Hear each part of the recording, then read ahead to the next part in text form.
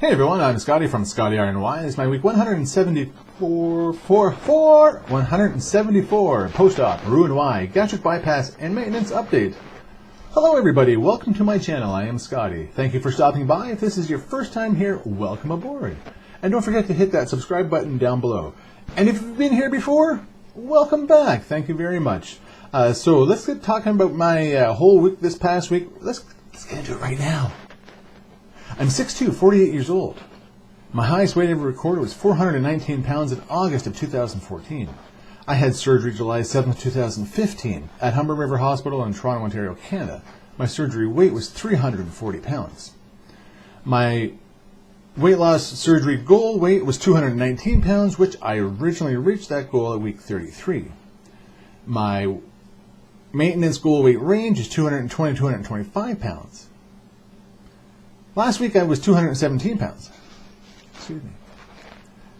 And this week, well, this week you'll have to go onto Instagram later to see what the answer is. That's right. That's right. All I'm going to say, boy oh boy, it was challenging. This past week was challenging. Here's something. A behavior that creates problems and interferes with long-standing goals. Write it in the comment down below what that is. That's what I did this past week. Oh, and by the way, squirrel, see the glasses? They're not new. They're actually my old glasses. My new ones are getting new lenses in them. But look at the girth on this thing. Wow! That's how big my head was way back when. I had to have these to fit my head back then. Yeah. Go back and look at like one of my first videos. You'll see these glasses, and they probably look normal or even small at that time. But, whew. Anyways, yeah. So, behavior that creates problems and interferes with long-standing goals. Yep, that's what this past week was. That's for sure.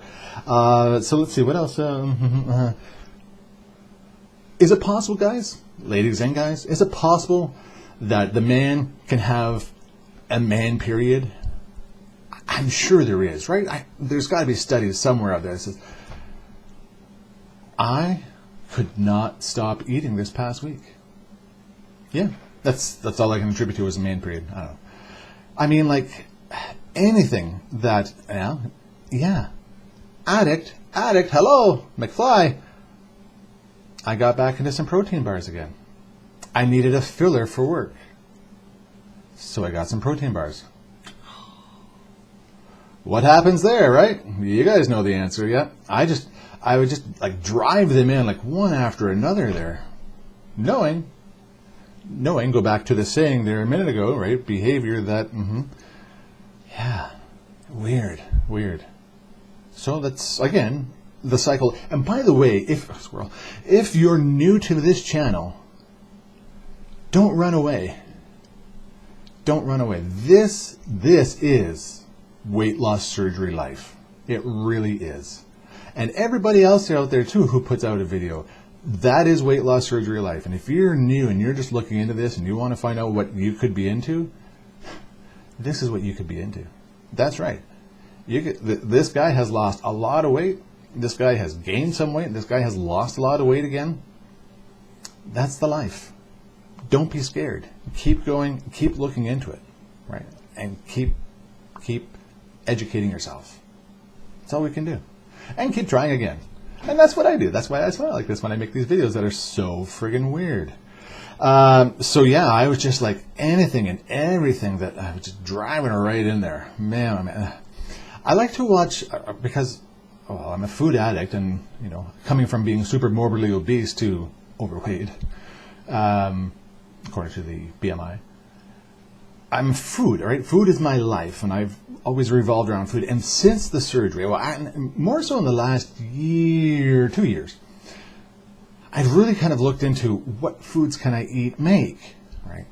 And since the wintertime, when I've gone really clean off of those protein bars and mostly gluten-free and not keto per se, but keto style foods, right? And I love watching videos of food being made and stuff like Keto Connect, right? Again, I'm not a keto guy, but I like some of the stuff they do.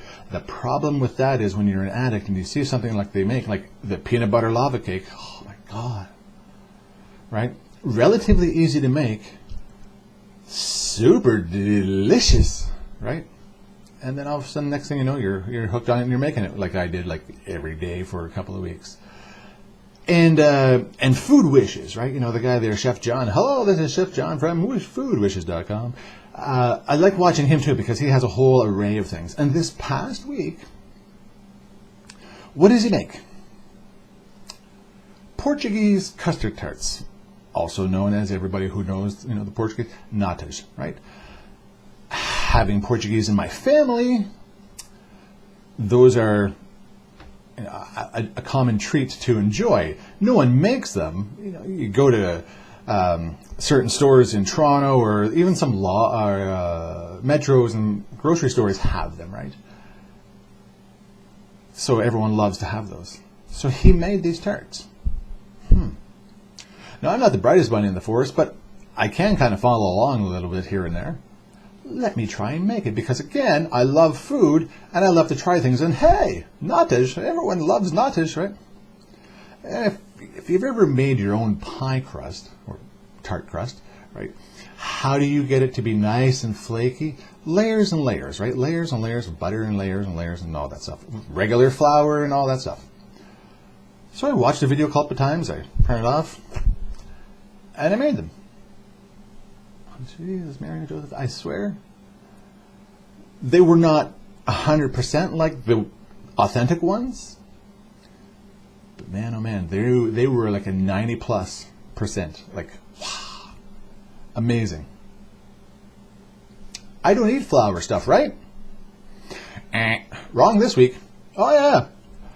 The intention was to make them and to, give them out, which I did. But the intention at that time was also to just drive them in there, and that's what I did. Yep. Oh, yeah.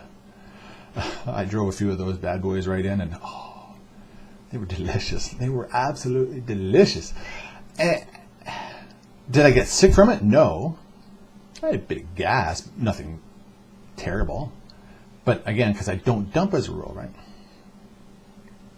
Why do I do that? I don't know. I think it's an amazing idea that I can sit there and watch videos, right, of different foods and get different ideas, and no matter who you watch out there or whatever it is, and you want, hey, I should try that.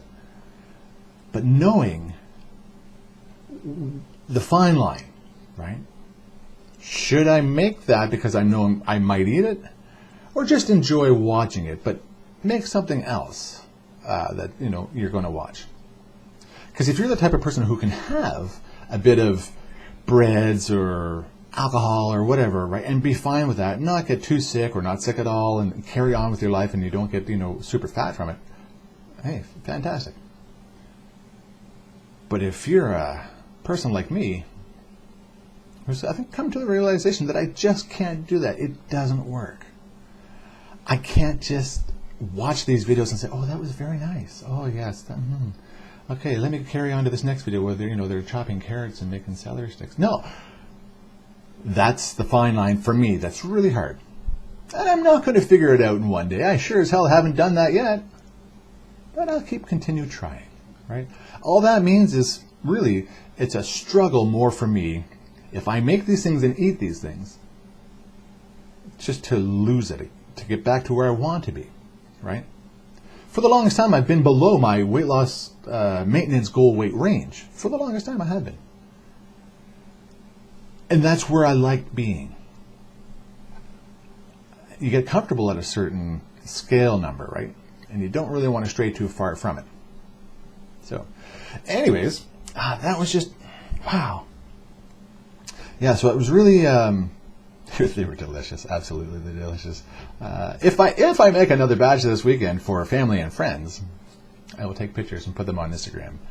And if you don't follow me on Instagram, I don't know what you're waiting for. There's a link down below. You can click on that and take it right to my page. Anyways, that's it. So, you know what? No, I got one more quick small thing. Last week, we had our weight loss surgery local meeting, support group meeting. And it was a small crowd this time, which is fine. It's absolutely fine because it was a little bit more intimate, right? Because there was 3 people or 4 people that were had been before, but they're still pre-op. So there's a lot of little questions, and more people got to talk for a little bit longer time about their experiences or lives or this and that. And it's better to absorb, right? It really was. I think that these people, the pre-op people, may have enjoyed it more than the times where there's like a full room, because they were able to absorb more, and it was more one-on-one with them rather than just a crowd doing a round table. So yeah, it was really good, and that's why I love going to these support group meetings, because whether it be dozens of people or only a handful of people, I like being there. I like to talk, as you can tell. I'm probably into like 9 or 10 minutes by now. But I like being there for people so that people can see what I've been through and hear what I've been through, just like you guys are right now. And so that was good. I like just reporting on that as well.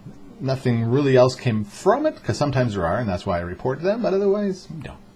Anyways, that is it for this week. Thanks again to my subscribers. I do appreciate your support, of course. And don't forget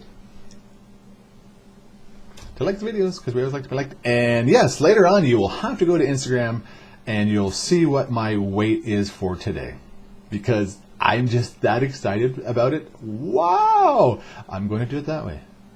Yeah. Anyways, thanks again, everybody. And remember, not every day is fantastic, but at least I have the opportunity to live every day. Until next time, take care and bye-bye.